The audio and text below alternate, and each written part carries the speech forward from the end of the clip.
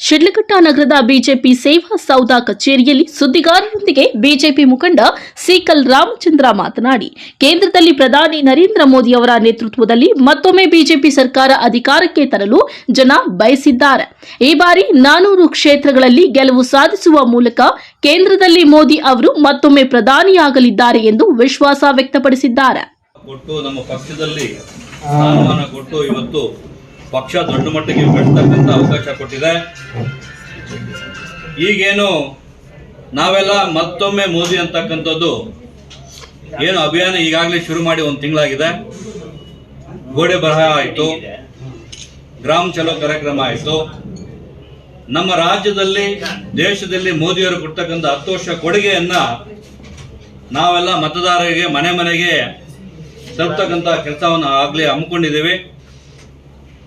ಅಖಂಡ ಭಾರತದಲ್ಲಿ ಮತ್ತೊಮ್ಮೆ ಮೋದಿ ಆಗ್ತಕ್ಕಂಥದ್ದು ನಿಶ್ಚಿತ ಆಗಿದೆ.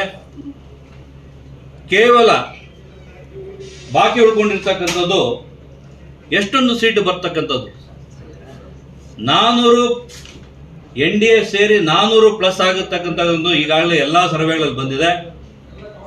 ಕೋಲಾರ ಚಿಕ್ಕಬಳ್ಳಾಪುರದಲ್ಲಿ ಏನು ಬಿಜೆಪಿ ಕಡಿಮೆ ಇತ್ತು ಅಂತ ಹೇಳ್ತಕ್ಕಂಥದ್ದು ಉತ್ತರ ಕೊಡ್ತಕ್ಕಂಥದ್ದು ದಿನ ಹತ್ರ ಬಂದಿದೆ.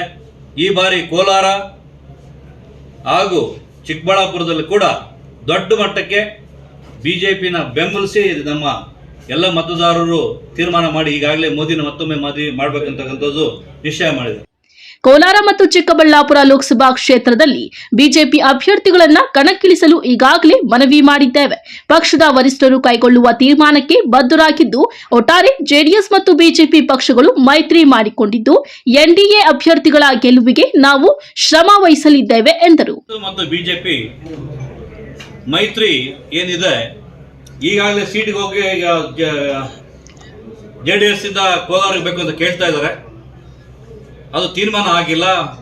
ಇವತ್ತು ನಾಳೆ ತೀರ್ಮಾನ ಆಗತ್ತೆ.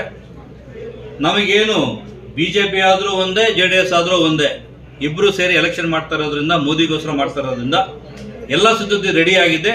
ನಾವೆಲ್ಲ ಸ್ವಾಗತಿಸಿದ್ದೀವಿ. ಯಾರು ಕೊಟ್ಟರು ನಾವು ಕೆಲಸ ಮಾಡ್ತೀವಿ. ಕೋಲಾರ ಲೋಕಸಭಾ ಕ್ಷೇತ್ರದಲ್ಲಿ ಹಾಲಿ ಸಂಸದ ಎಸ್ ಮುನಿಸ್ವಾಮಿ ಅವರು ಅನೇಕ ರೀತಿಯ ಅಭಿವೃದ್ಧಿ ಕಾರ್ಯಗಳನ್ನ ಮಾಡಿದ್ದಾರೆ. ಅವರಿಗೆ ಪುನಃ ಟಿಕೆಟ್ ನೀಡಬೇಕೆಂದು ಪಕ್ಷದ ವರಿಷ್ಠರಲ್ಲಿ ಮನವಿ ಮಾಡಿದ್ದೇವೆ. ಪಕ್ಷ ಕೈಗೊಳ್ಳುವ ತೀರ್ಮಾನಕ್ಕೆ ನಾವೆಲ್ಲರೂ ಬದ್ಧರಾಗಿರುತ್ತೇವೆ. ಯಾರಿಗೆ ಟಿಕೆಟ್ ನೀಡಿದ್ರೂ ಸಹ ಅವರ ಪರವಾಗಿ ಕೆಲಸ ಮಾಡಿ ಅಭ್ಯರ್ಥಿಯನ್ನ ಗೆಲ್ಲಿಸುವುದೇ ನಮ್ಮ ಮುಖ್ಯ ಗುರಿ ಎಂದರು. ಯಾರು ಕೊಟ್ಟರು ಮಾಡ್ಬೇಕಂತ ನಮಗೆ ಸೂಚನೆ ಇದೆ. ನಾವೇನು ಇಂಥವರಿಗೆ ಕೊಡ್ಬೇಕಂತ ಹೇಳಿಲ್ಲ. ಈಗಾಗಲೇ ಇರ್ತಕ್ಕಂಥ ನಮ್ಮ MP ಅವರು ಸಾಕಷ್ಟು ಕೆಲಸ ಮಾಡಿದ್ದಾರೆ. ಅವರಿಗೆ ಕೊಡಬೇಕಂತ ನಾವು ಕೇಳಿದ್ದೀವಿ. ಅದು ಬಿಟ್ಟು ಬೇರೆ ಪಕ್ಷ ತೀರ್ಮಾನ ಮಾಡ್ತೀವಿ ಅಂದ್ರೆ ನಾವು ಬದ್ಧವಾಗಿದ್ದೀವಿ ಅಂತ ಹೇಳಿದ್ವಿ.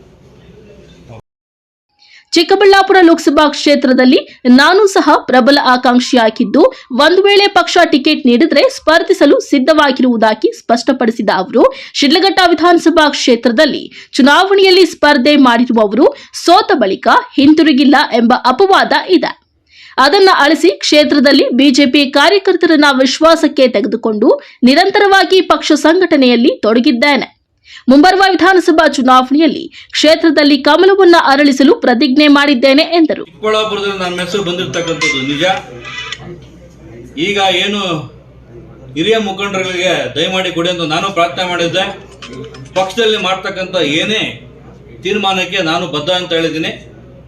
ನಮ್ಗೆ ಟಿಕೆಟ್ ಕೊಟ್ಟರೆ ನಿಲ್ಲೋದಕ್ಕೂ ನಾನು ರೆಡಿ ಇದ್ದೀನಿ. ತೀರ್ಮಾನಕ್ಕಾಗಿ ಕಾಯ್ತಾ ಇದ್ದೀನಿ. ಸುದ್ದಿಗೋಷ್ಠಿಯಲ್ಲಿ ಮಾಜಿ ಶಾಸಕ ಎಂ ರಾಜಣ್ಣ ಇದ್ದರು. ತಮೀಂ ಪಾಷಾ, MMTV ನ್ಯೂಸ್, ಶಿಡ್ಲಘಟ್ಟ.